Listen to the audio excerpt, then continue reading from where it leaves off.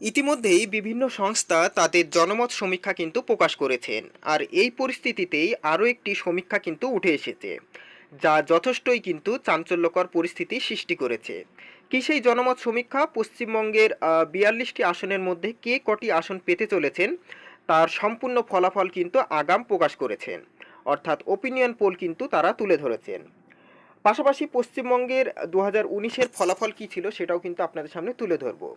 সুতরাং বিস্তারিত ভিডিওতে যাওয়ার পূর্বে আপনাদের কাছে একটি ছোট্ট রিকোয়েস্ট, আপনারা যদি আমার চ্যানেলে কেউ নতুন হয়ে থাকেন তাহলে অতি অবশ্যই চ্যানেলটিকে সাবস্ক্রাইব করে পাশে থাকবেন এরকমই গুরুত্বপূর্ণ খবরগুলো পাওয়ার জন্যে। তো টিভি9 বাংলা তাদের জনমত সমীক্ষা কিন্তু আজকে তুলে ধরেছেন। আর সেখানে মোট 42টি আসনের মধ্যে বিজেপি পেতে চলেছে 26টি আসন এবং টিএমসি পেতে চলেছে কিন্তু 16টি আসন। বাকি 2019-এর যে রেজাল্ট হয়েছিল সেখানে টিএমসি পেয়েছিল 22টি আসন, বিজেপি পেয়েছিল 18টি আসন এবং কংগ্রেস পেয়েছিল 2টি আসন।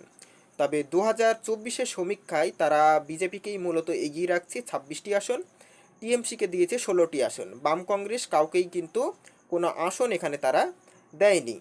আপনাদের মতামত অতি অবশ্যই কমেন্ট বক্সে লিখে জানাতে পারেন যে আপনাদের মতামতে কি বলছে, কে কটি আসন কিন্তু পেতে পারে পশ্চিমবাংলার 42টি আসন থেকে। যদি ভিডিওটা ভালো লেগে থাকে তাহলে অতি অবশ্যই সকলের মাধ্যমে শেয়ার করে দেখার সুযোগ করে দেবেন। ভিডিওটিকে শেষ পর্যন্ত দেখার জন্য আপনাদেরকে অসংখ্য ধন্যবাদ।